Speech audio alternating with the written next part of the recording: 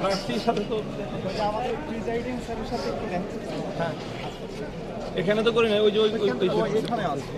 হ্যাঁ, বেশ কিছু সংখ্যাজনক এবং ঘটনার সম্মুখীন আমরা হয়েছি। আমাদের বেশ কিছু কেন্দ্রের সামনে আমাদের যেই ভোটার স্লিপ দেওয়ার যে আমাদের স্বেচ্ছাসেবকরা আছেন তাদেরকে হুমকি প্রদান করা, তাদেরকে জীবননাশের হুমকি প্রদান করা, ত্রাস সৃষ্টি করা ব্যাপকভাবে ঘটেছে। 34 নম্বর ওয়ার্ড তো পুরো জুড়েই, ওখানে রাজেশ খান, ওসমান আরা কারা কারা আছে বিএনপির, তারা রীতিমতো সন্ত্রাসী কায়দায় সেখানে গিয়ে আমাদের লোকজনদেরকে এলাকা থেকে চলে যাওয়ার জন্য আলটিমেটাম পর্যন্ত দিয়েছে।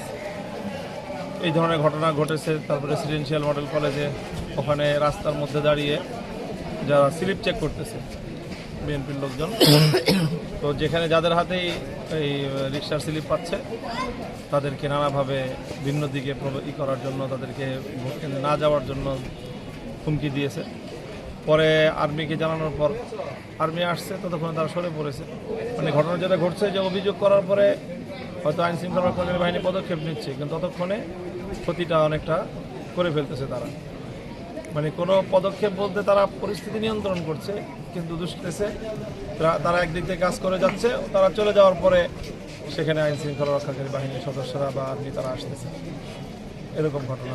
সর্বোপরি আপনার ঢাকা 13-র নির্বাচনী পরিবেশকে কেমন দেখছেন? সর্বোপরি তো সবকিছু মিলে অনেকই আপত্তিকর বিষয়গুলি ঘটতেছে।